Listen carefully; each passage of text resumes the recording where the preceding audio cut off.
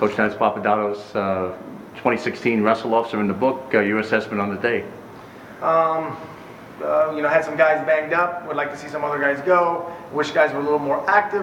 It's always a rough situation in Wrestle-Offs because you're wrestling your teammate. You're wrestling for a started spot. They feel like there's more on the line than even a match. But overall, I feel like we got talent. We got ability. Guys, first time they made scratch weight, so I was happy with that. First time down before we actually wrestled a competition. So overall, we're getting there. We're getting there. And who stood out in your mind today? Ricky Stam. He is the epitome of get a quarter a point better every single day. I mean, he has such a great demeanor and such a great attitude of, if he goes to practice and gets his butt kicked, he views it as, I got better today. And if he kicks someone's butt, he views it, I got better today. And he is so consistent. It's actually unbelievable. I'm glad that he's a local kid that stayed home and he's from the same town as me, so I may be biased, but trust me, the other coaches see it too. We're very impressed with his consistency. But we're happy with everyone. But you said who stood out? For someone who's made probably the biggest gains in the beginning of the year is him. We're impressed with Sage Heller, but we've been for a while. He's talented. I'm really happy with Anthony Oliveri, who's a true freshman that is just tough and gritty. And we love Jacob Martin. We love that spot. I mean, happy with Ryan Berger. I believe Ryan Berger is making big jumps too, actually.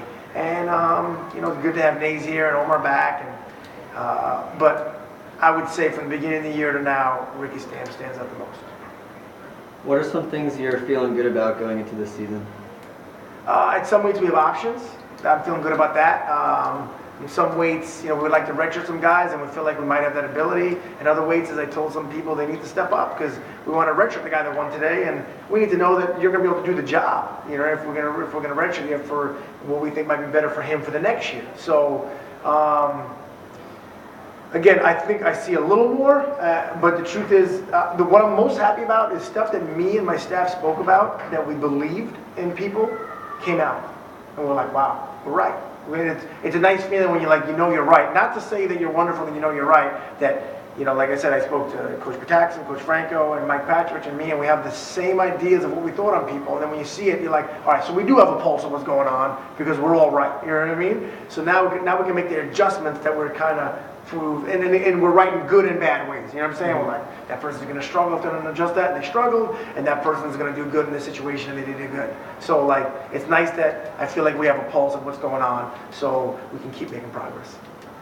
I read that Hughes may or may not be redshirting this season. He's redshirting. He's 99.999% redshirting. He's in a 5-year program, so this is his 4th year.